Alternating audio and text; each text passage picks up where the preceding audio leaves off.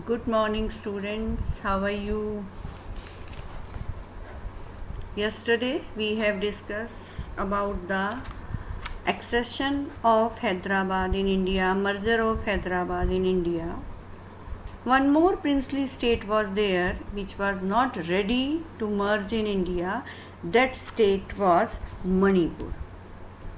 Manipur was ruled by Maharaja. As Hyderabad was ruled by Nizam, Manipur was ruled by Maharaja. The title of the ruler of Manipur was Maharaja and his name was Bodh Chandra Singh. What was the name?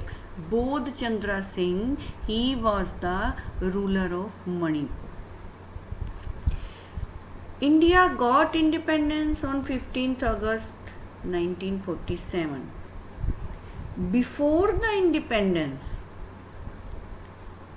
the Maharaja of Manipur signed the instrument of accession with India. Means he was ready to merge with India, but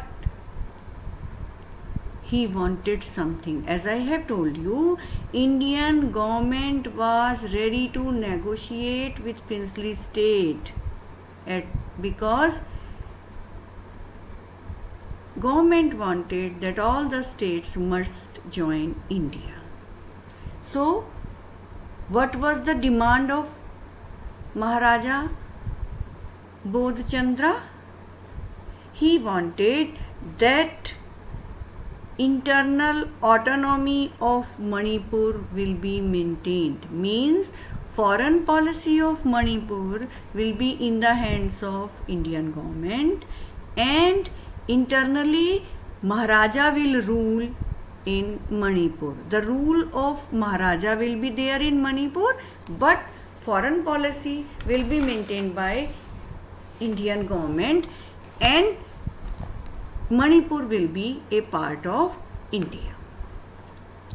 But what happened in Manipur?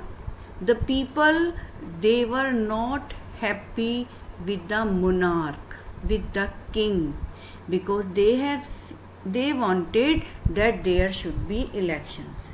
So, under the pressure of the people of Manipur, Maharaja Bodh Chandra was forced to conduct elections in Manipur. In June 1948, elections were held in Manipur and now it has become constitutional monarchy. Students, you must know this thing that Manipur was the first part of India where the elections were held on the basis of universal adult franchise. You know the meaning of universal adult franchise? In 11th class, you have studied universal means to each and everyone without any discrimination of caste, creed, religion and sex.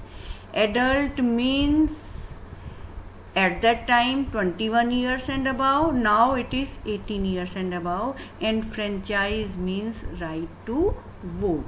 Universal adult franchise means that in India all the people, whether of any caste, any religion, male or female, living in any part of the country, all of them who have attained the age of 21 at that time and now 18, those who have attained the age of 21 or 18, they had right to vote. So in India, Manipur was the first part where the elections were held on the basis of universal adult franchise. Now, as I have told you, Manipur has become constitutional monarchy, means elected government was ruling there, but the head of the Manipur was still Maharaja, that was monarch. So it was known as constitutional monarchy. Now, in Constituent Assembly of Manipur, all the people, all the members were not agree with the question of merger of Manipur in India. The Congress party supported it, that Manipur should be a part of India, but the other parties which were having the MLAs in Manipur, they opposed it. They did not want that Manipur should be merged in India. Now what happened? The government of India succeeded in pressurizing Maharaja to sign the agreement of merger in September 1949. And he signed it without consulting the Legislative Assembly of Manipur. You know that in democracy, whatever decisions are taken, they are taken by the elected representatives. And in Legislative Assembly, there were elected representatives of the people of Manipur. But Maharaja did not bother even to consult the members of Legislative Assembly, and he signed the merger agreement with India in September 1949. So there was too much anger and resentment in Manipur, but everything was solved. Now Manipur is an integral part of India.